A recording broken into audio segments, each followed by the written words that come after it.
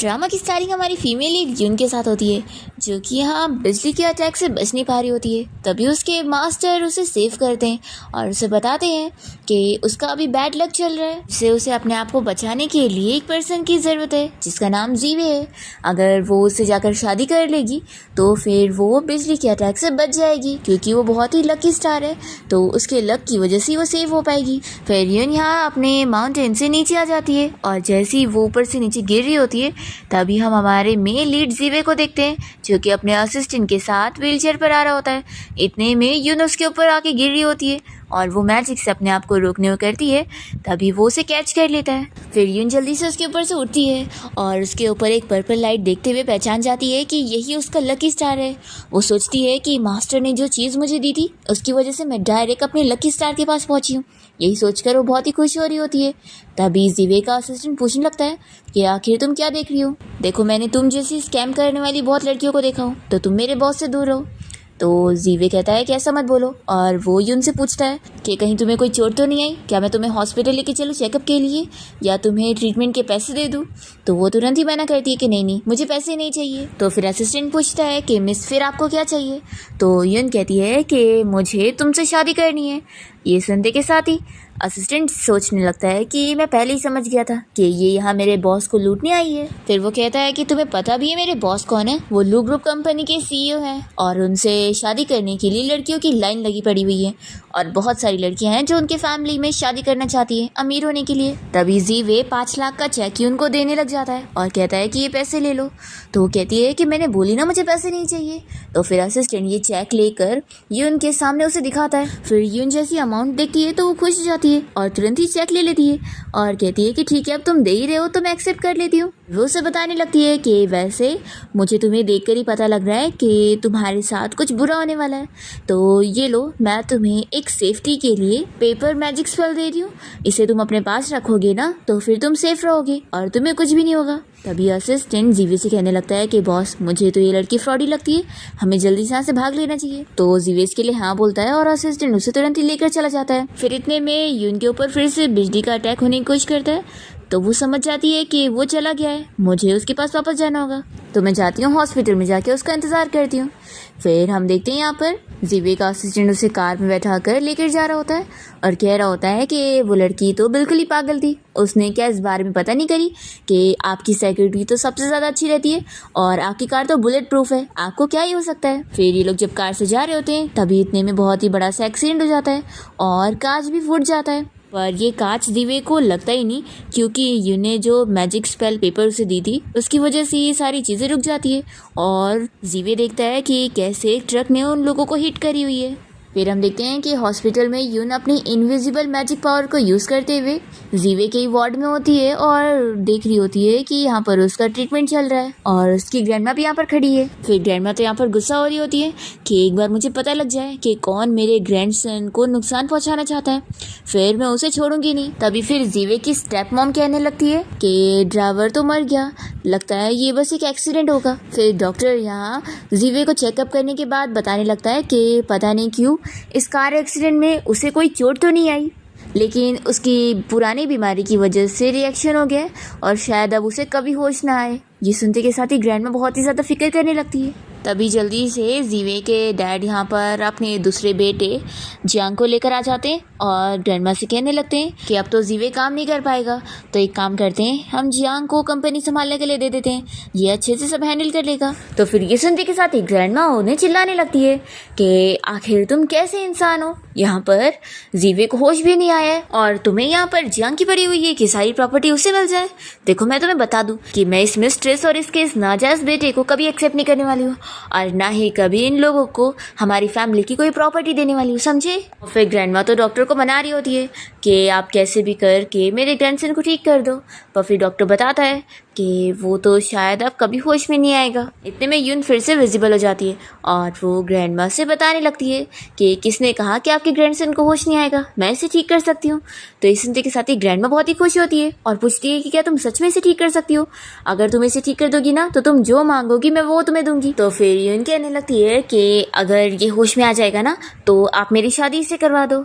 ये सुनते के साथ ही जीवी के डैड और स्टेप मॉम तुरंत ही मना करने लगते हैं कि ये लड़की कुछ भी झूठ कह रही है, इसकी बातों में मत आओ आप। तो फिर यून कहती है कि अगर मैंने इसका ट्रीटमेंट नहीं करी ना तो वैसे भी ये मर जाएगा, तो आप मुझे एक मौका तो दो, अगर मैंने इसे ठीक कर दी तो ही आप इसके साथ मेरी शादी करवाएं।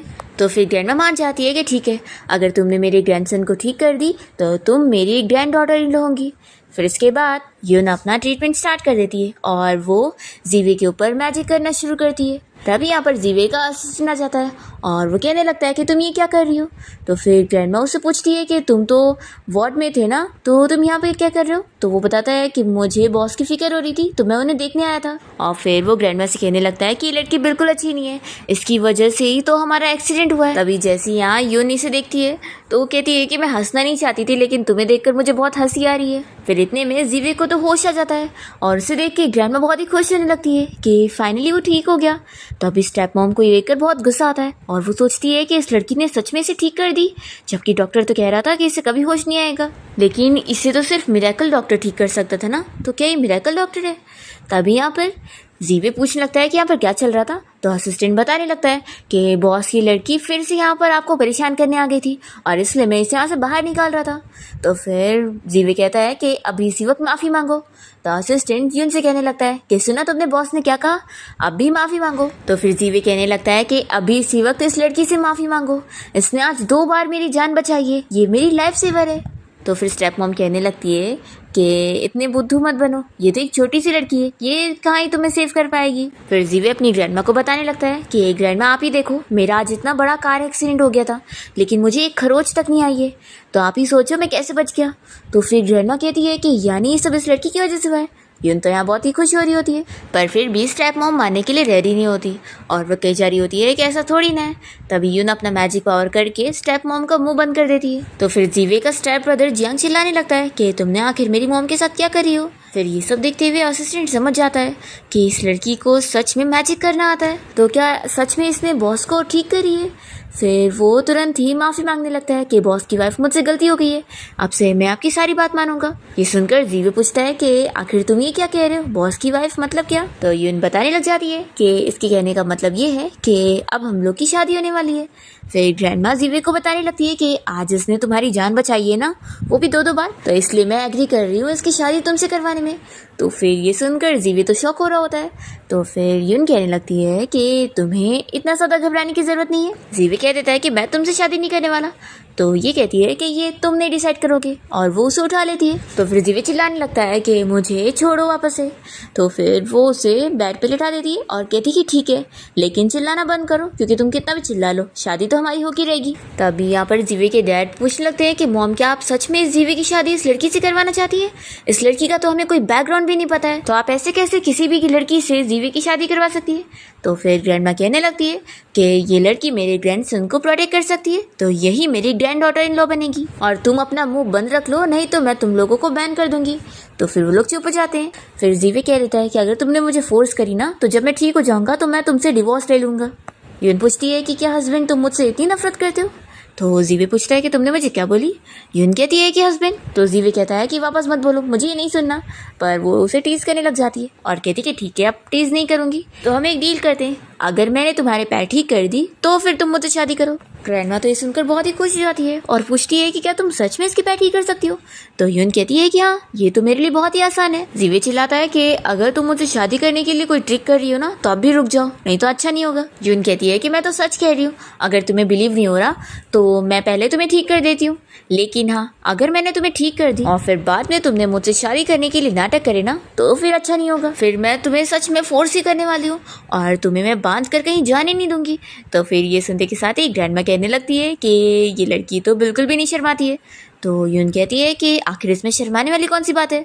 फिर ग्रैंडमा पूछती है कि बताओ इसके ट्रीटमेंट के लिए क्या क्या चीज़ें लगेंगी और तुम कब से इसका ट्रीटमेंट स्टार्ट कर रही हो। यून कहती है कि मुझे कोई चीज़ की ज़रूरत नहीं है, पर हाँ ये चीज़ प्राइवेट में करना है तो सबको ही बाहर जाओ। फिर ग्रैंडमा तुरंत ही ऑर्डर देती है सबको बाहर चलने के लिए। तो फिर सभी बाहर चले जाते हैं। बस असिस्टेंट यहाँ धीरे धीरे जा रहा होता है तो यून अपने मैजिक पावर का इस्तेमाल करके इसे तेजी में बाहर कर देती है और दरवाज़ा भी बंद करती है और फिर कहती है कि अब सब कुछ शांत है, तो अब हम काम स्टार्ट करते हैं। फिर वो उसका पैंट रिमूव करने वाली होती है तो वो कहता है कि तुम आखिर ये क्या करने वाली हो। यून कहती है कि तुम्हारा ट्रीटमेंट करने के लिए तो करना ही पड़ेगा ना।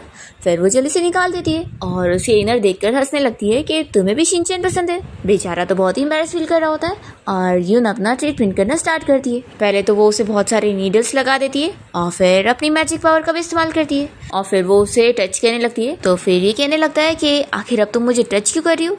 यून कहती है कि तुम्हें पता कैसे चला, तुम फील कर रहे हो। तो फिर वो बहुत ही शॉक हो जाता है कि मैं अपने पैर फील कर पा रहा हूँ, तो क्या तुम सच में मुझे ठीक कर सकती हो। तो ये कहती है कि तो क्या, अब देखो मैं तुम्हारे पैर ठीक करने वाली हूँ, तो तुम अगर खुश हो गए हो तो मुझे किस करो। जीवे कहता है कि बिल्कुल नहीं, तुमने बोली थी कि अगर तुम मेरे पैर ठीक कर दोगी तो मैं बदले में तुमसे शादी करूंगा। तो यून कहती है कि हाँ तुम सही कह रहे हो। फिर उसके बाद वो जब अपना ट्रीटमेंट कंप्लीट करती है तो उसे कहती है कि चलो अब खड़े होकर देखो। फिर जीवे जैसे ही खड़ा होता है तो बहुत ही खुश होने लगता है कि अब वो चल भी पा रहा है। वो खुशी के मारे डांस भी करने लग जाता है और तभी इतने में वो बेहोश होकर गिर जाता है। फिर इसके बाद जब जीवे की नींद खुलती है तो वो उठ जाता है और सोचता है कि मैंने कभी नहीं सोचा था कि एक दिन मैं अपने पैरों पे फिर से खड़ा हो पाऊंगा और सब इस लड़की की वजह से हुआ है, इसने मुझे ठीक कर रही है। फिर वो मन ही मन यून को देखते हुए थैंक्स कर रहा होता है। तभी यहाँ पर इसका असिस्टेंट आ जाता है और वो जीवे को देखकर खुश हो जाता है और कहता है कि बॉस अब आपके पैर ठीक हो गए। तो जीवे भी पूछता है कि तुम भी इतनी जल्दी कैसे ठीक हो गए। तो असिस्टेंट बताने लगता है कि ये सब मैडम का कमाल है, इन्होंने मुझे एक बहुत ही अच्छी मेडिसिन दी जिसे तुरंत लेने के बाद मैं ठीक हो गया। तो जीवे पूछता है कि तुमने इतनी जल्दी अपना माइंड चेंज कर लिए। तो ये कहता है कि आखिर क्यों नहीं चेंज करता, और आप भी सोचो ना, आपकी वाइफ कितनी ज़्यादा ब्यूटीफुल है, काइंड है और इतनी केपेबल भी है, तो आपको भी मान जाना चाहिए। सीवे कहता है कि इस बारे में हम बाद में बात करेंगे, पहले तुम ये बताओ कि कार एक्सीडेंट के बारे में तुमने क्या इन्वेस्टिगेट करे। तो फिर असिस्टेंट बताने लगता है कि बॉस जो ड्राइवर था उसे 1 हफ्ते पहले ही कैंसर हो गया था, तो उसने इंश्योरेंस ले रखा था और उसने जानबूझ के ये एक्सीडेंट करवाया है। तो फिर जीवे कहता है कि यानी उसे जानबूझ के किसी ने एक्सीडेंट करने के लिए ऑर्डर दिया था। फिर इतने में यून की भी नींद खुल जाती है और वो जीवे को देखकर खुश होती है और पूछती है कि तुम्हें होश आ गया। तो फिर ये सुनकर वो भी खुश होता है कि ये मेरे बारे में फिक्र कर रही है। यून कहती है कि चलो अब तुम रेडी हो तो फिर हम लोग इसी वक्त ही मैरिज सर्टिफिकेट लेने चलेंगे। और फिर वो तुरंत ही उसका हाथ पकड़ के उसे यहाँ से लेकर जाती है और फिर दोनों मैरिज सर्टिफिकेट लेने के बाद यहाँ साथ में कैफे में बैठे होते हैं। और जीवी सोच रहा होता है कि मैंने कभी नहीं सोचा था कि मैं ज़िंदगी में कभी किसी से शादी करूँगा, पर मैंने कैसे कर लिया। और यहाँ यून उसका और अपना मैरिज सर्टिफिकेट देखकर खुश हो रही होती है और सोचती है कि अब मैं वापस से अपना प्रैक्टिस करने के लिए जा सकती हूँ। फिर वो जीवे से कहने लगती है कि अब मैंने तुम्हारे पैर भी ठीक कर दियो और हमने मैरिज सर्टिफिकेट भी ले लिए, तो हमारा हिसाब बराबर हुआ, तो फिर मैं जाती हूँ। ऐसा उसे गुड बाय कहकर जाने लगती है। तो वो कहता है कि तुम आखिर कहाँ जा रही हो। यून कहती है कि मैं वापस से अपने माउंटेन जा रही हूँ अपनी अच्छी लाइफ जीने के लिए। तो जीवे पूछता है कि फिर मेरा क्या।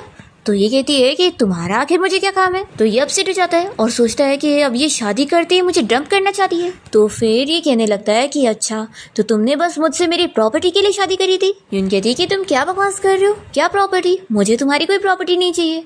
तो फिर जीवे पूछता है कि फिर आखिर तुम्हें क्या चाहिए था। तो वो उसे मैरिज सर्टिफिकेट दिखाकर कहती है कि मुझे बस यही चाहिए था और अब मेरा काम हो चुका है। और फिर वो जैसी जाने लगती है तभी इतने में उसके ऊपर फिर से बिजली गिरने वाली होती है। तो ये देखकर शॉक होती है। इतने में जीवे उसे पीछे से हक कर लेता है और यूं तो इसी बारे में सोच में लगी होती है कि अब तो मैंने शादी भी कर ली, तो अभी आखिर में बिजली से बच क्यों नहीं पा रही हूँ। तब यूं देखती है कि वो तो इस बार बच गई है। तो फिर वो समझ जाती है कि ये सब जीवे की वजह से हुआ है। तो वो उसे कहने लगती है कि सच में तुम मेरे लकी स्टार हो। तो उसके ऐसे हक करने की वजह से जीवे तो शर्मा रहा होता है और तो यून उससे पूछती है कि हस्बैंड आखिर तुम्हारे कान इतने रेड क्यों हो गए। जीवे कहता है कि अब तुम मुझे उस नाम से मत बुलाओ, वैसे भी तुम मुझे छोड़कर जा रही हो, तो फिर ये बिल्कुल सही नहीं है कि तुम मुझे हस्बैंड बोलो। तो यून कहती है कि मैं अभी नहीं जा रही हूँ क्योंकि मेरी प्रॉब्लम अभी सॉल्व नहीं हुई है। तो फिर जीवे पूछने लगता है कि कैसी प्रॉब्लम। फिर ये अपने पर्स में से कोई चीज़ निकालने जा रही होती है।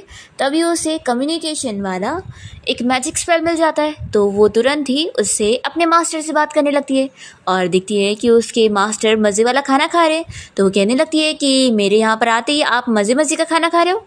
तो फिर मास्टर कहते हैं कि तुम ये बताओ कि तुम्हारा वो लकी स्टार वाला हस्बैंड क्या तुम्हें अभी तक नहीं मिला। तो फिर यून कहने लगती है कि मास्टर वो मुझे ऑलरेडी मिल चुका है और ये देखो मैंने मैरिज सर्टिफिकेट भी ले ली, लेकिन मास्टर मुझे समझ नहीं आ रहा है कि अब शादी भी करने के बाद मेरे ऊपर बिजली क्यों गिर रही है। तो मास्टर कहते हैं कि तुम कितनी बुद्ध हो, सिर्फ शादी करने से नहीं होगा, फिर वो उसे एक बुक देते हैं और कहते हैं कि अब तुम बाकी चीज़ें इससे सीखो, और वो गायब हो जाते हैं। तो फिर यून जल्दी से बुक खोलकर पढ़ने लग जाती है और जीवी पूछता है कि आखिर तुम किससे बात कर रही थी और ये बुक अचानक से तुम्हारे पास कैसे आ गई। यून कहती है कि मुझे परेशान मत करो, मैं ड्यूअल कल्टीवेशन करना सीख रही हूँ। फिर इतने में यून को उसके डैड की कॉल आ जाती है और वो उसे चिल्लाने लगते हैं कि तुम माउंटेन से यहाँ पर आ गई हो और तुम घर नहीं आई। तो यून कहती है कि आखिर मैं आपके घर क्यों आऊँगी, आपका घर मेरा घर थोड़ी ना है। तो फिर डैड कहने लगते हैं कि मैं तुम्हें सिर्फ 2 चॉइस दे रहा हूँ कि या तो तुम चुपचाप से घर आओ या तो फिर वापस से माउंटेन जाओ और वहीं पर रहो। तो यून कह देती है कि मैं दोनों में से कोई ऑप्शन नहीं चुनूंगी, तो आप क्या कर लोगे। ऐसा बोलकर वो कॉल कट करती है और फिर जीवे से कहती है कि हस्बैंड चलो हम लोग घर चलते हैं। तो ये कहता है कि आखिर तुम्हें किसका कॉल आया था। यून बताती है कि वो मेरे सगे डैड थे, लेकिन वो बिल्कुल अच्छे नहीं है। तो फिर ये सुनने के बाद जीवे सोचता है कि इसकी लाइफ भी मेरी तरह है, इसके पास भी ऐसे डैड हैं जो उसे बिल्कुल पसंद नहीं करते। दूसरी तरफ हम यून के डैड को देखते हैं जो कि बहुत ही गुस्सा होने लगते हैं कि उस लड़की की इतनी हिम्मत हो गई कि उसने मेरा कॉल कट कर दी। तभी स्टेप मॉम उन्हें शांत करने लगती है कि गुस्सा मत हो, कि वो हमारे हाथ से बचकर कहीं नहीं जा पाएगी। तभी उनकी स्टेप सिस्टर मिया यहाँ पर आ जाती है और वो डैड से कहने लगती है कि डैड मुझे ऑक्शन पार्टी में जाना है और मुझे बस आप टिकट का इंतज़ाम करवा दो। तो फिर उसके डैड ऑक्शन पार्टी का टिकट दे देते हैं। तो फिर ये बहुत ही खुश हो जाती है। डैड पूछते हैं कि वैसे ये बताओ कि क्या सच में मिस्टर जीवे ऑक्शन में आएगा, क्योंकि वो तो कभी भी अपना फेस कहीं दिखाई नहीं चाहता। तो ये कहने लगती है कि डैड आप फिक्र मत करो, जो ऑक्शन रख रहा है ना वो असल में मिस्टर जीवे की हेल्प कर चुका है, तो इसलिए वो ऑक्शन पार्टी में ज़रूर आने वाला है। फिर स्टेप मॉम कहने लगती है कि हमारी मियाँ तो इतनी ज़्यादा ब्यूटीफुल है, जैसे ही वो मिस्टर जीवे इसे देखेगा इसे पसंद कर लेगा, और फिर जब इसकी शादी मिस्टर जीवे से हो जाएगी तो हमारी फैमिली कितनी अमीर हो जाएंगे। फिर मियाँ खुश होने लग जाती है कि एक बार मैं मिस्टर जीवे से शादी कर लूँ, फिर मैं अपने डैड की कंपनी को भी सेव करूँगी और साथ ही साथ मैं उस यून को भी सबक सिखाऊंगी। फिर दूसरी तरफ हम देखते हैं कि जीवे और यूनिया दोनों घर पहुंचते हैं और ग्रैंडमा को बताने लगते हैं। तो ग्रैंडमा तो जीवे के पैर ठीक देखकर बहुत ही ज़्यादा खुश हो जाती है और यून से कहने लगती है कि सच में तुम तो हमारे लिए बहुत ही ज़्यादा लकी हो। और फिर यून और जीवे ग्रैंडमा को अपना मैरिज सर्टिफिकेट दिखाते हैं। तो ग्रैंडमा तो बहुत ही खुश होने लगती है और कहती है कि सच में तुम दोनों एक दूसरे के लिए परफेक्ट मैच हो। फिर वो एक ऑक्शन इवेंट का इन लोग को इनविटेशन देती है और यून से कहती है कि तुम जीवे के साथ ऑक्शन इवेंट में जाओ और वहाँ पर तुम्हें जो पसंद आएगा वो खरीद लेना और समझना कि मेरी तरफ से वो तुम्हारे लिए गिफ्ट है। और फिर ग्रैंडमा यहाँ पर मेकअप आर्टिस्ट और कॉस्ट्यूम डिज़ाइनर वगैरह को बुलवाती है यून को तैयार करवाने के लिए। तो फिर जीवे ये देखकर कहता है कि ग्रैंडमा ये कुछ ज़्यादा नहीं हो गया। तो ग्रैंडमा कहती है कि ये बिल्कुल ज़्यादा नहीं है, मेरी ग्रैंड डॉटर इन लॉ पहली बार ऑक्शन पार्टी में जा रही है तो ऑफ कोर्स है ना कि उसे अच्छे से जाना चाहिए। फिर इसके बाद यून जब तैयार होकर यहाँ पर आती है तो जीवे तो उसे देखते रह जाता है। फिर दोनों साथ में यहाँ ऑक्शन पार्टी में पहुँचते हैं और तभी यून की स्टेप सिस्टर मिया उसे देखते के साथ ही बहुत ही गुस्सा हो जाती है और कहने लगती है कि तुम यहाँ पर क्या कर रही हो, क्या तुम यहाँ पर मेरा अच्छा काम खराब करने आई हो। तो यून कहती है कि तुम हो कौन और मैं तुम्हारे लिए यहाँ बिल्कुल नहीं आई हूँ, समझी। फिर ये सुनते के साथ ही जीवे तो समझ जाता है कि लगता है ये यून की फैमिली है। वो याद करने लगता है कि जब वो अपने डैड से भी बात कर रही थी तो उसने उसे बताई थी कि उसकी फैमिली अच्छी नहीं है। फिर जीवे तो यून की साइड लेते हुए उसकी सिस्टर से कहने लग जाता है कि यून ने मुझे बताई थी कि जब वो छोटी थी तभी उसकी मॉम गुजर गई थी, तो अगर तुम इसकी सिस्टर हो तो क्या तुम कॉफिन में से बाहर निकली हो। तो स्टेप मॉम ये सुनते के साथ ही चिल्लाने लगती है कि तुम हो कौन जो इस तरीके से बात कर रहे हो। फिर यून तो इसकी बात सुनकर खुश हो जाती है कि वो हमेशा कैसे जेंटल रहता है लेकिन अभी एकदम अच्छे से टॉक्सिक बिहेव कर रहा है। फिर यहाँ पर यून की स्टेप सिस्टर मिया अपनी मॉम को बताने लगती है कि मॉम आपको नहीं पता ये यून का कोई लवर है, लेकिन लगता है ये भी कोई भिखारी होगा क्योंकि इसे और मिल ही क्या सकता है। ऐसा बोलकर वो अपनी मॉम के साथ हंसने लगती है। तो यून को गुस्सा आता है और वो कहती है कि तुम मुझे चाहे जो बोल लो लेकिन तुम इससे कुछ नहीं बोल सकती। ऐसा बोलकर वो उसे थप्पड़ लगाती है। तो फिर स्टेप मॉम को गुस्सा आता है कि तुमने मेरी बेटी को मारी। ऐसा बोलते ही वो यून को थप्पड़ लगाने जा रही होती है तो यून उनका भी हाथ रोक देती है और उल्टा उन्हें मारती है। तो फिर स्टेप मॉम कहती है कि मैं तुम्हारी मॉम जैसी हूँ और तुमने मुझे भी मारी। तो ये कहती है कि मेरे मास्टर ने मुझे यही सिखाया कि जो भी किसी को तंग करे उसे मारना चाहिए। फिर स्टेप मॉम कहने लग जाती है कि तुमने मेरा ब्रेसलेट चोरी कर लियो, अभी ब्रेसलेट मेरे हाथ में था। तो फिर मिया कहती है कि तुम्हारी इतनी हद बढ़ गई है कि तुम यहाँ पर मार भी रही हो और तुम चोर भी हो। फिर वो सिक्योरिटी गार्ड को बुलाने लगती है। अभी यहाँ पर एक लड़की बताती है कि उसका भी नेकलेस गायब हो गया है। फिर दूसरी लड़की भी बताने लगती है कि उसकी भी हेयर पिन गायब हो गई है। फिर एक आदमी यहाँ पर यून को चिल्लाने लगता है कि यहाँ पर इतने सारे लोगों की चीज़ें चोरी हुई है तो फिर अगर ये लोग कह रहे हैं तो तुमने ज़रूर चुराई होंगी। तभी यून अपने मैजिक पावर से पता लगा लेती है और कहती है कि मैंने नहीं बल्कि इस वेटर ने सब चुराया है। तो फिर मिया कहती है कि तुम्हें क्या हम लोग पागल दिख रहे हैं कि तुम किसी पर भी इल्ज़ाम लगाओगे और हम लोग बिलीव करेंगे। फिर वो वेटर भी कहने लगता है कि हाँ मैं यहाँ पर एक वेटर हूँ, इसका ये मतलब नहीं है कि मैं लोगों के ज्वेलरीज चुराऊंगा। फिर ये बाकी लड़कियाँ भी कहने लग जाती है कि एक तो तुमने हमारी चीज़ें चोरी करी हो और तुम यहाँ पर किसी और के ऊपर इल्ज़ाम लगा रही हो, रुको अभी हम लोग पुलिस को यहाँ पर बुलाते हैं। फिर तभी ये वेटर मौका देकर यहाँ से भागने वाला होता है पर जीवे उसे पकड़ के रोक लेता है और फिर तभी उस वेटर के पॉकेट में से सभी की रिंग, ज्वेलरी और जो भी चीज़ें गायब हुई थी वो सब मिल जाती है। तो फिर इन लोग को पता लग जाता है कि चोर तो असल में यही था। फिर सिक्योरिटी गार्ड इस चोर को पकड़ के यहाँ से लेकर जाता है और सभी लड़कियाँ यहाँ पर यून से माफ़ी मांगती है और कहती है कि हमसे गलती हो गई, हमने तुम्हें मिसअंडरस्टूड कर लिया, लेकिन थैंक यू, तुम्हारी वजह से हमें हमारी चीज़ें भी मिल गई।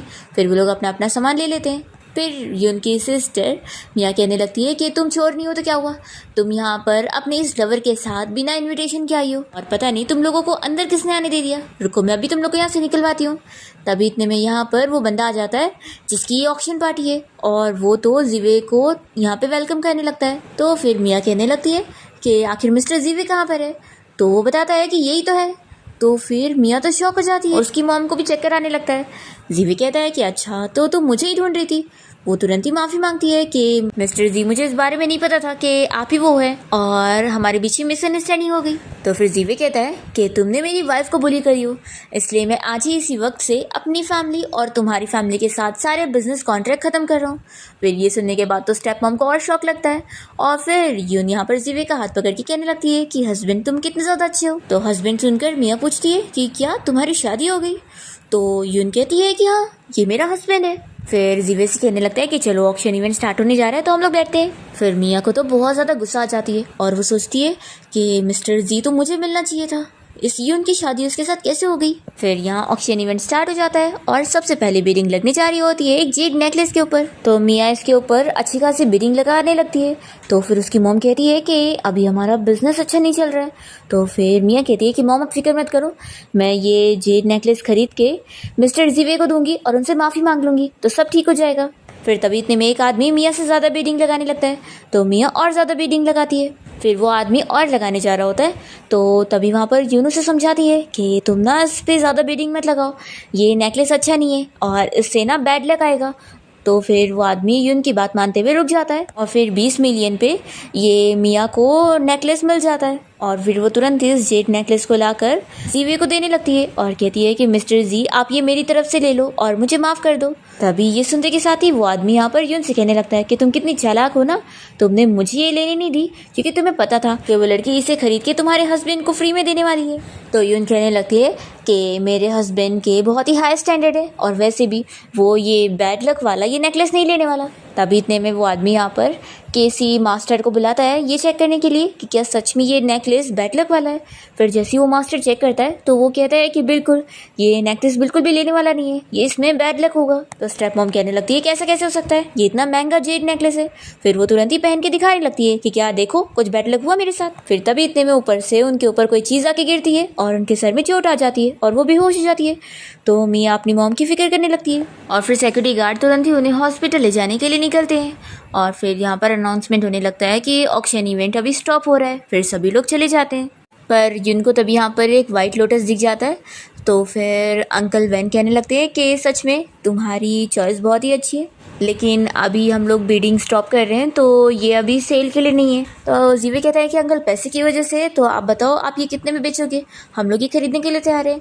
तो फिर अंकल वैन कहने लगते हैं कि हमारी फैमिलीज़ के बीच में कनेक्शन है, इसलिए मैं तुम्हें बता रहा हूँ कि असल में मैं बीमार हो गया हूँ और मास्टर ने मुझे बताया कि मुझे कोई ख़ास तरीके का पॉइजन दिया गया है, तो उसे ठीक करने के लिए अब मुझे इसकी ज़रूरत है, तो मैं इसे अब नहीं बेच पाऊँगा। तभी यून तुरंत ही अपनी मैजिक पावर से पता कर लेती है कि अंकल को जो पॉइजन दिया गया है वो इससे नहीं ठीक होने वाला। वो कहती है कि मैं आपकी हेल्प कर सकती हूँ। तो फिर अंकल मान जाते हैं और यून और जीवे दोनों को अपने साथ घर पे लेकर आते हैं और फिर वो अपनी वाइफ को बताने लगते हैं कि उनकी बीमारी को ठीक करने के लिए रास्ता मिल गया है। तो ये सुनकर उनकी वाइफ काफ़ी शॉक होती है और कहने लगती है कि हस्बैंड, क्या तुम सच में ठीक हो सकते हो? तो यून कहती है कि आपकी बातों से तो लग रहा है कि आप नहीं चाहती कि आपके हस्बैंड ठीक हो। तो फिर हस्बैंड कहने लगते हैं कि मेरी वाइफ अभी यंग है, तो अगर वो कुछ भी कह रही है तो उसकी बातों को इतना दिल पे मत लो। यून कहती है कि अंकल, मैं कहाँ दिल पे ले रही हूँ। और फिर वो अंकल की वाइफ से बहुत सारे सवाल करने लग जाती है और अंकल को बता देती है कि असल में आपकी वाइफ ने आपको पॉइजन दी है। तो इस बात पर अंकल को भी बिलीव नहीं हो रहा होता है और उनकी वाइफ भी मानने के लिए तैयार नहीं होती और कहती है कि तुम मेरे पर कुछ भी इल्ज़ाम लगा रही हो। तो यून ये प्रूव कर देती है और वो जो लॉकेट पहनी होती है उसे निकाल कर दिखा देती है कि उसके अंदर ही वो जहर है। तो फिर अंकल को काफ़ी शौक लगता है और वो उसे पूछते हैं कि आखिर उसने ऐसा क्यों करी। तो फिर वो बता देती है कि तुमने मेरी पूरी फैमिली को मारे हो, इसलिए मैं यहाँ पर तुमसे बदला लेने के लिए आई हूँ। तभी यून अपनी मैजिक पावर का इस्तेमाल करके अंकल को ठीक कर देती है और कहती है कि अब आपका जहर निकल चुका है। फिर अंकल अपनी वाइफ से इस बारे में सवाल करने लगते हैं कि आखिर वो कौन सा उसकी फैमिली का बदला लेने के लिए यहाँ पर आई है, क्योंकि उन्होंने कभी किसी के साथ नहीं बुरा करे। तो वो कहने लगती है कि तुम झूठ कह रहे हो, तुमने मेरी फैमिली को पूरा जला के मारे हो और तुम ही ने वो लैंड खरीदे थे, मैं अच्छे से जानती हूँ। तो फिर अंकल कहने लगते हैं कि तुम जिस लैंड की बात कर रही हो वो मैंने नहीं खरीदा हूँ। हाँ, मैं खरीदने वाला था, लेकिन मुझे पता लगा था कि वहाँ पर लोग रह रहे, तो मैंने उसे छोड़ दिया था। तो ये फिर भी नहीं मान रही होती है। तो जीवे कहने लगता है कि मैं प्रूफ दे सकता हूँ, मैं इस बारे में जानता हूँ, अंकल ने वो लैंड नहीं खरीदे। तो फिर ये प्रूव हो जाता है और फिर अंकल वैन की वाइफ को बहुत ही रिग्रेट फील होने लगता है कि मैंने अब तक तुम्हें गलत समझी और तुम्हें मारने की कोशिश की। फिर वो अपने आप को ही चाकू मार लेती है। तो वो कहने लगते हैं कि आखिर तुमने ऐसा क्यों करी। तो फिर यून उन्हें बताती है कि ये उस पॉइज़न का असर रोकना चाहती है, क्योंकि इन्होंने जो आपको पॉइज़न दी थी उसकी वजह से आपकी ज़िंदगी के ईयर्स ख़त्म हो गए थे, तो अब इन्होंने मैजिक को रिवर्स करने के लिए ऐसा करी है। फिर अंकल वैन की वाइफ उनसे माफ़ी भी मांग लेती है और कहती है कि वो उनसे प्यार करती है और उनसे अब ये गलती हो गई। फिर अंकल तो रोने लग जाते हैं और वो यून से कहते हैं कि तुम मेरी वाइफ को बचा लो। तो वो कहती है कि एक ही रास्ता है, लेकिन फिर आपकी लाइफ भी आधी हो जाएगी। तो वो तुरंत ही इसके लिए मान जाते हैं। तो यून अपना मैजिक कर देती है और उनकी वाइफ को ठीक कर देती है।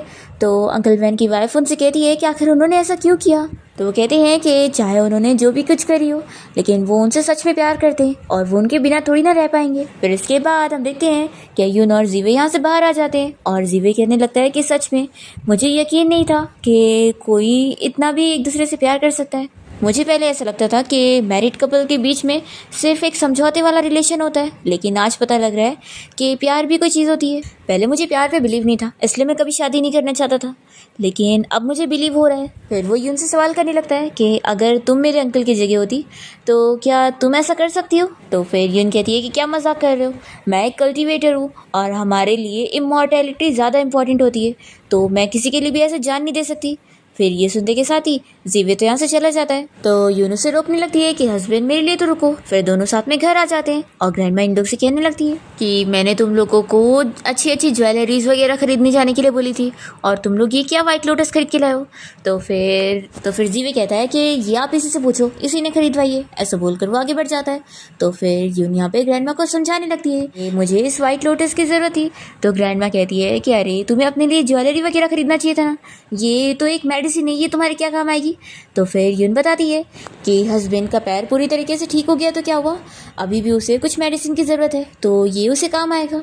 फिर ये सुनने के बाद जीवे तो शॉक हो जाता है और सोचता है कि आखिर मैं उसके ऊपर ऐसे कैसे गुस्सा हो रहा था, वो तो मेरे बारे में कितना अच्छा सोच रही है। फिर ग्रैंडमा भी ये सुनकर बड़ी खुश हो जाती है और जीवे से कहने लगती है कि तुम तो कितने ज़्यादा लकी हो, तुम्हें इतनी अच्छी वाइफ मिली है। फिर जीवे यहाँ पर आकर यून से कहता है कि अगली बार ऑक्शन रहेगा ना तो हम लोग फिर से जाएंगे और मैं तुम्हारे लिए सच में ज्वेलरीज वगैरह खरीदूंगा। तो कहती है कि नहीं, मुझे कोई बैड लक वाले ऑब्जेक्ट नहीं चाहिए। फिर ग्रैंडमा कहती है कि चलो अब तुम दोनों साथ में रूम में जाओ, आज तुम लोग की वेडिंग नाइट है।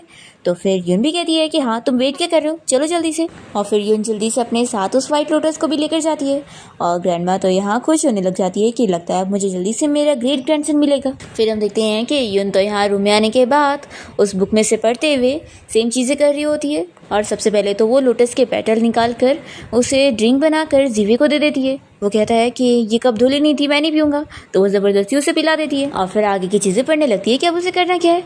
तो कहता है कि रुको, पहले मुझे शावर लेने जाना है। फिर जैसे यहाँ जीवे शावर लेकर आता है तो वो कहती है कि चलो अब शुरू करते हैं और फिर वो उसके ऊपर आकर लेट जाती है और सोने लगती है। तो फिर वो कहता है कि तुम आखिर कर क्या रही हो। यून कहती है कि इसमें ऐसे ही लिखा है, अब मुझे सोना होगा, तो चलो अब सो जाओ। तो जीवे उसे कहता है कि आखिर तुमने क्या पढ़ाई करी हो।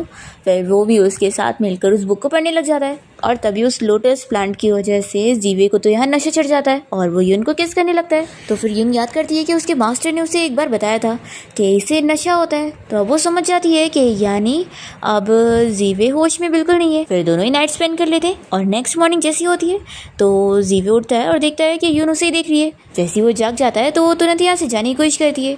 तो फिर वो कहता है कि अब हम दोनों हस्बैंड वाइफ है ना, तो मैं तुम्हारे लिए रिस्पॉन्सिबल रहूँगा। यून कहती है कि इसकी ज़रूरत नहीं है, पर जैसी वो दूर होने की कोशिश करती है तभी ऊपर से बिजली फिर से उसके ऊपर गिरने वाली होती है और ये जल्दी से उसे हक करके रोकता है और कहता है कि क्या तुमने कोई बुरे काम करी हो जो हमेशा तुम्हारे ऊपर बिजली गिरने की कोशिश करती है। तो ये कहती है कि नहीं, मैंने कोई बुरे काम नहीं करी, लेकिन मेरे मास्टर ने मुझे बताया कि अभी मेरा बैड लक चल रहा है, इस वजह से ही तो मैंने तुमसे शादी करी हूँ। तो फिर जीवे को तो काफ़ी शौक लगता है कि यून उसके पास सिर्फ थंडरस्टॉर्म से बचने के लिए आई हुई है। फिर वो उसे पूछने लगता है कि अगर तुमने बस इस वजह से मुझसे शादी करी थी तो नाइट स्पेंड क्यों करी। तो वो कहती है कि क्योंकि सिर्फ शादी करना ही ज़रूरी नहीं था, तो मुझे वो भी करना पड़ा, लेकिन लगता है अब तो बेबी भी करना पड़ेगा तभी मैं बच पाऊंगी।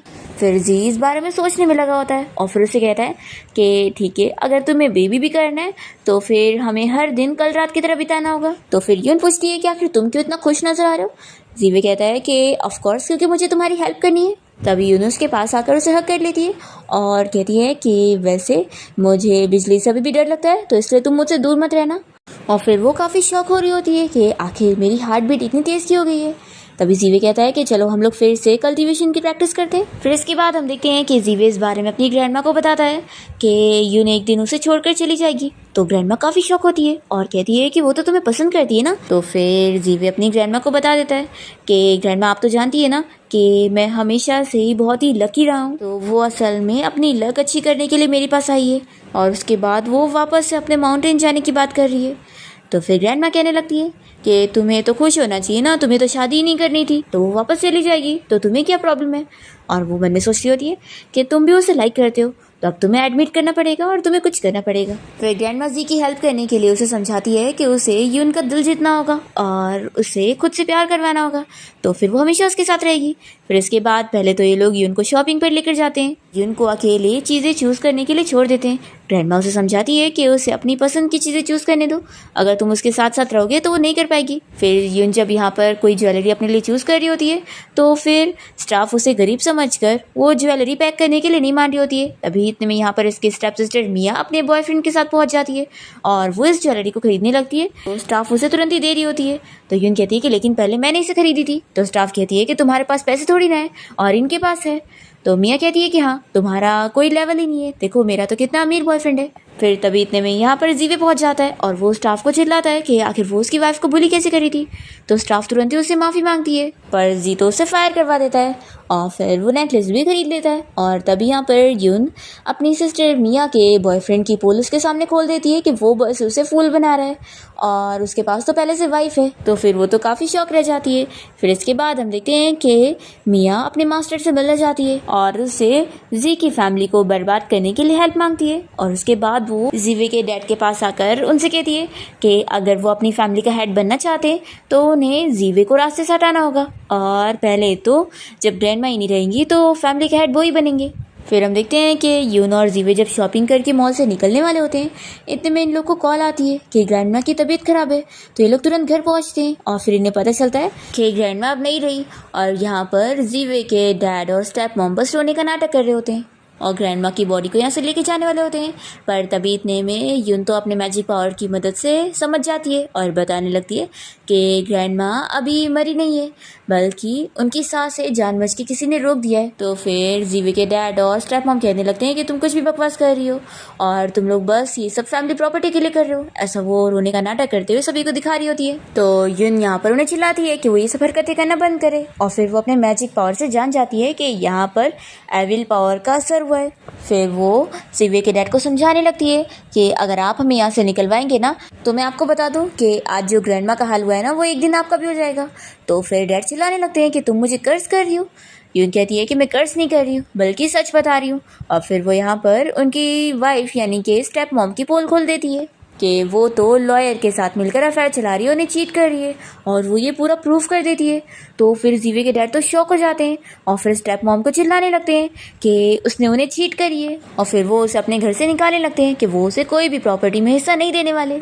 और फिर यून यहाँ पर सारे वास तोड़ने लगती है मैजिक को ख़त्म करने के लिए, पर तभी स्टेप मॉम उसे रोकने जाती है तो यून उसके सर पे भी वास मार देती है। और फिर यून जब सारे वास तोड़ देती है तो ब्लैक मैजिक का असर ख़त्म हो जाता है और ग्रैंड माँ को तुरंत ही होश आ जाता है। फिर तो जीवे के डैड उनसे माफ़ी मांगने लगते हैं कि मोहम्मद से गलती हो गई और मुझे भी धोखा दिया गया है। तो फिर ग्रैंड माँ गुस्से में कहती है कि तुम सभी को तो अब पुलिस ऑफिसर देखेंगे और वो इन सभी को पुलिस स्टेशन ले जाने के लिए बोल देती है। पर तभी इतने में जीवे के डैड को हार्ट अटैक आ जाता है और फिर ये सभी उनके साथ हॉस्पिटल आ जाते हैं। तभी उन्हें ब्लड की ज़रूरत होती है।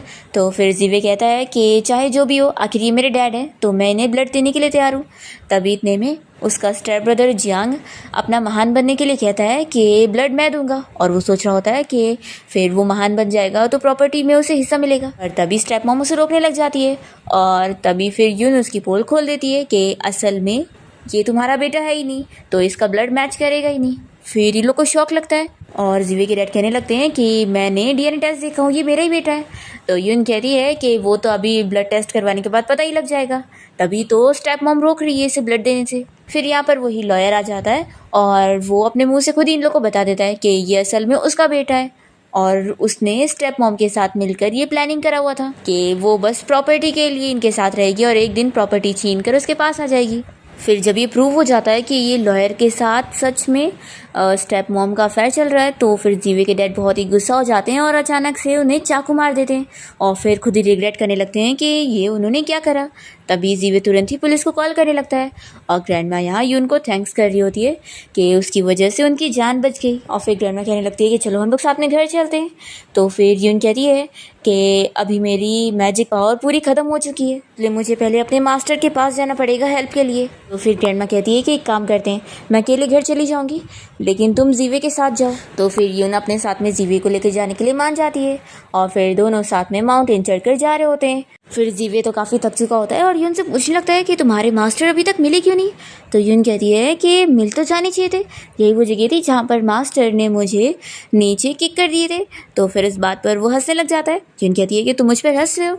इतने में मास्टर उन लोग को आवाज़ देते हैं और कहते हैं कि तुम लोग मुझे ऐसे नहीं ढूंढ पाओगे क्योंकि मैंने यहाँ पर मैजिक करके रखा हुआ था। फिर मास्टर पूछने लगते हैं कि क्या यही मेरा सन इन लॉ है। तो फिर जीवे तुरंत ही उन्हें हेलो कहने लगता है। तो फिर मास्टर उसे देखकर खुश होते हैं कि सन इन लॉ तो कितना हैंडसम है। फिर उन्होंने बताने लगती है कि मास्टर अचानक से मेरी पावर बिल्कुल ख़त्म हो चुकी है तो आप पता लगाएंगे ऐसा क्यों।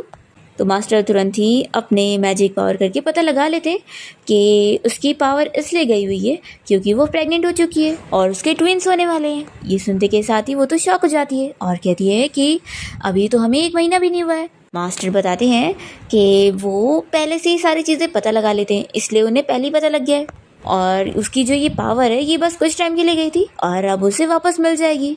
दूसरी तरफ हम देखते हैं कि ग्रैंड माँ से मिलने के लिए मिया के मास्टर आए होते हैं और वो वहाँ पर उन्हें बताने लगते हैं कि उनके घर में बुरी शक्तियों का असर है इसलिए वो उसे एक मेडिसिन देते जाते हैं और उनसे कह देते हैं कि ये अपनी ग्रैंड डॉटर इन लॉ को दे देना फिर सब कुछ ठीक हो जाएगा।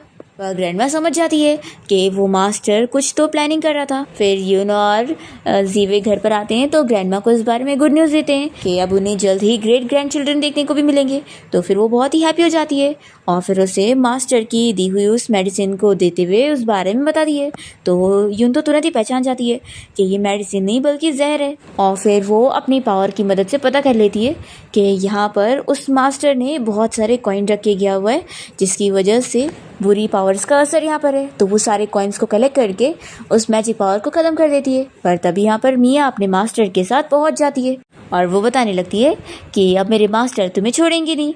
फिर ये मास्टर यहाँ पर अपनी मैजिक पावर का इस्तेमाल करने की कोशिश करता है और उसे लग रहा होता है कि यून के पास अब पावर नहीं रहेगी पर यून के पास तो पावर रहती है और फिर वो इस मास्टर के साथ फाइट करती है और उसे हरा देती है।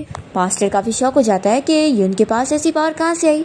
तो फिर हमें फ्लैशबैक में दिखाते हैं कि असल में यून के मास्टर ने जीवे को एक एक्स्ट्रा मैजिक दिए थे ताकि वो यून की हेल्प कर सके। फिर मास्टर को तो पुलिस अरेस्ट करके लेके जाने लगते हैं पर तभी इतने में यहाँ पर कोई रिच मैन मिस्टर ली आए होते हैं और वो कहने लगते हैं कि मिया उनकी बेटी है, इसलिए वो लोग प्लीज़ उसे माफ़ कर दे और वो उसे अपने साथ लेके जाने के लिए आए। फिर मिस्टर ली बताने लगते हैं कि वो असल में उनकी बेटी है और वो बचपन में खो गई थी। तो यून तो बड़ी खुश हो जाती है और उन्हें जल्दी से डैड कहने लगती है। पर यहाँ पर जी को शक हो जाता है कि मिया असल में उनकी बेटी थोड़ी ना होगी, बल्कि यून उनकी बेटी होगी। फिर वो मिस्टर ली को यकीन दिलाने लगता है कि वो डीएनए टेस्ट पर बिल्कुल बिलीव ना करे, क्योंकि उसके डैड ने भी करे थे, पर उन्हें पता लगा कि उनका बेटा भी असली नहीं था। तो फिर मिस्टर ली जीवे की बात पर यकीन करते हैं और फिर उसकी बात मानते हुए वो यून का बाल लेकर अपना डीएनए टेस्ट करवाने के लिए भेजते हैं। और फिर जीवे तो यहाँ पर यून को अरेस्ट करवा देता है। फिर इसके बाद डीएनए टेस्ट के रिजल्ट आते हैं और मिस्टर ली खुश हो जाते हैं कि असल में उनकी बेटी तो यही है। फिर यून इन्हें डैड कहती है तो वो बहुत ही खुश होते हैं और फिर उसे अपने बहुत सारे पैसे देने लगते हैं, पर वो पैसे लेने से मना करती है। फिर वो कहते हैं कि इसे डाउरी समझ लो। तभी जीवे और उसकी ग्रैंडमा बताने लगते हैं कि उनकी फैमिली के पास बहुत पैसा है और वो उल्टा अपनी 50% शेयर भी ये उनके नाम पे ही कर रहा है और उन्हें कोई भी बात की फिक्र करने की ज़रूरत नहीं है, उनकी बेटी यहाँ खुश रहेगी। तो फिर मिस्टर ली भी बहुत ही हैप्पी हो जाते हैं और फिर जीवे यहाँ पर रिंग दिखाते हुए यून को फिर से शादी के लिए प्रपोज करता है और उसे कहता है कि अब वो उसे सच में बहुत ज़्यादा लाइक करता है और वो नहीं चाहता कि वो उसे छोड़कर जाए। फिर यून भी इस बारे में सोचती है कि उसका हमेशा से बैड लक चल रहा था और वो शायद इसलिए था ताकि वो जीवे से आके मिले। फिर वो उसे हाँ कह देती है और दोनों ही रिंग पहनते हैं और फिर एक दूसरे को किस करते हैं। इसी के साथ इस ड्रामा की हैप्पी एंडिंग यहाँ पर हो जाती है।